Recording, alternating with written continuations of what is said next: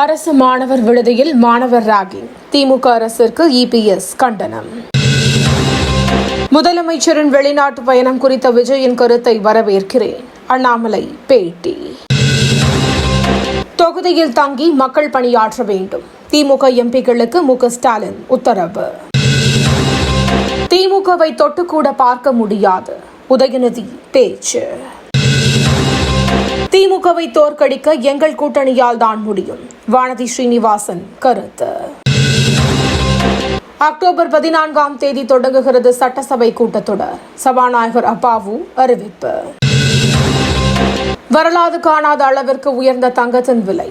ஒரு சவரன் 85,000 கடந்தது. 71வது தேசிய திரைப்பட விருதுகள். 3 தேசிய விருதை பெற்ற பார்க்கிங் படக்குழு.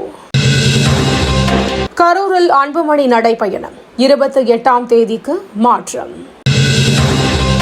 இந்தியா மீது படையெடுத்தவர்களால் இந்து மதத்தினரின் மக்கள் தொகை குறைந்தது. யோகி ஆதித்யநாத் பேச்சு. யூத புத்தாண்டு. குடியரசுத் தலைவர் முர்மு வாழ்த்து. ஏஐ தொழில்நுட்பத்தால் பெண்களின் வேலையில் அதிக பாதிப்பு ஏற்படும். ஐநா ஆய்வில் தகவல். H1B விசா கட்டண உயர்வில் டாக்டர்களுக்கு விலக்கு அளிக்க முடிவு. அமெரிக்கா பரிசீலனை. மேற்கு வங்கம் கனமழை எதிரொலி. பள்ளி கல்லூரிகளுக்கு 2 நாள் விடுமுறை. கோவை நீலகிரியில் இன்று கனமழைக்கு வாய்ப்பு. வானிலை மையம் தகவல். தினந்தோறும் காலை தலைப்புச் செய்திகளை உடனுக்குடன் தெரிந்து கொள்ள வணக்கம் இந்தியா நியூஸுடன் இணைந்திருங்கள்.